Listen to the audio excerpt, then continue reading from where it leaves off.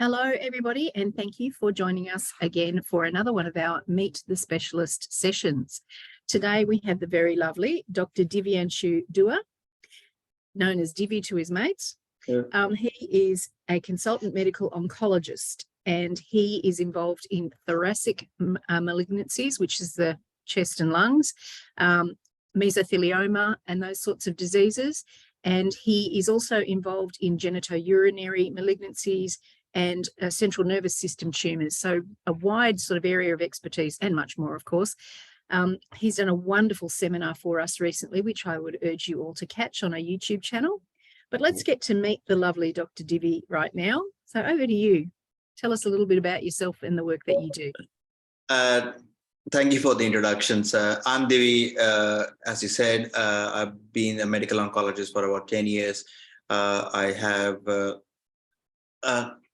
My major experience seemed to be the lung and thoracic cancers. I trained in Australia and UK. I have a special interest in mesotheliomas. I've been doing a medical legal reporting for almost 9 to 10 years in various parts and shapes. I also have a subspecialty interest in brain cancers, prostate cancers, etc. I especially value the medical legal reporting in the sense, as an oncologist, this becomes an integral part of our workforce because, as you know, most of the cancer patients have some sort of insurance, work hours, etc. So this is pretty much comes as part of a normal day-to-day working. I strongly believe that obviously cancer and the etiology is actually quite important as one of those foundation things for our oncology aspect. In terms of how the cancers are found, there's not always a direct association, but there's lots and lots of factors within the working environment, within the person's, etc., that can actually cause and lead to the cancers as well. As we understand more and more about the biology of the cancers, we seem to have more answers for our patients going forward as well. That's great. You do a lot of medical negligence ones as well, don't you? Yes, I do a lot of medical legal negligence cases as well. As an oncology, I think we are a specialty which is actually very well designed. We are very protocol driven, so I think it's a lot easier for us to actually. And there are certain steps which has to be taken with every diagnosis of the cancer. So I think medical negligence is definitely a big component of my work. Absolutely. Anyone have a question that they would like to ask of Dr. Dua? If you can unmute yourself and pop your hand up.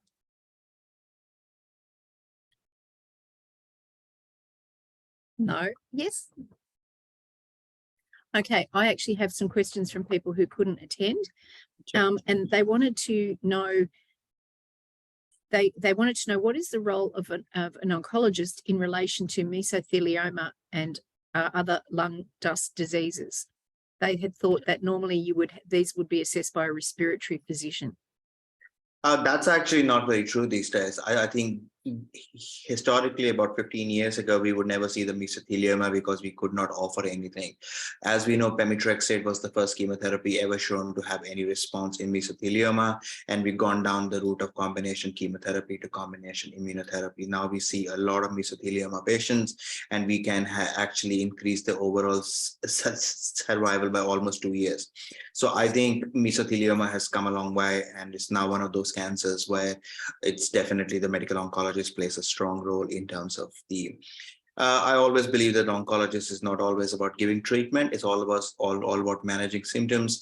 And as medical oncologists, we are trained in managing the end of malignancy symptoms such as pleural effusion, shortness of breath, anxiety, etc. So I think the oncologists play a big role in managing mesothelioma, which is, as we know, is most strongly associated with asbestos.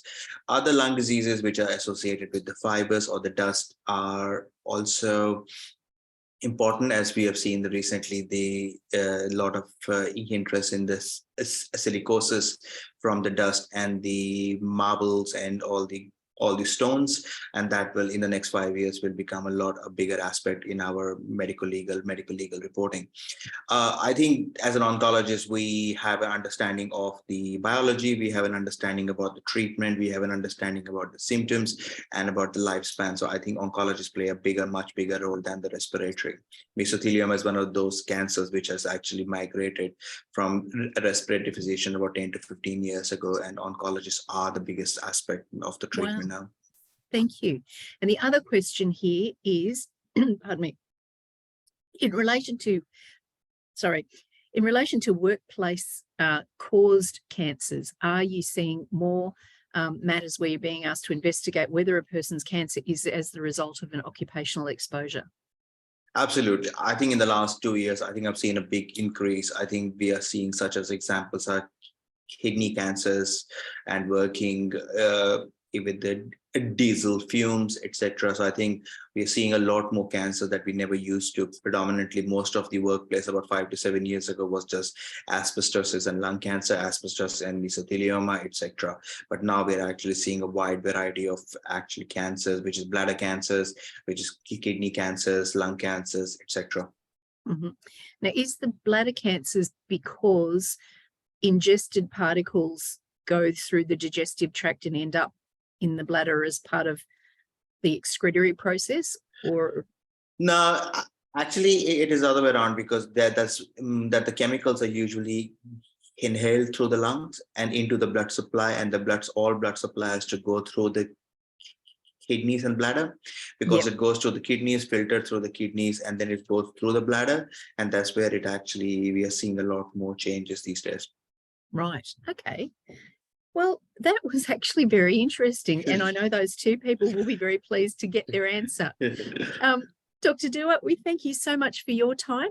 People, this wonderful doctor is available via Mag Connect to book for your assessments. He writes a terrific report, and we can provide CV and sample reports if you need. If no one has any further questions?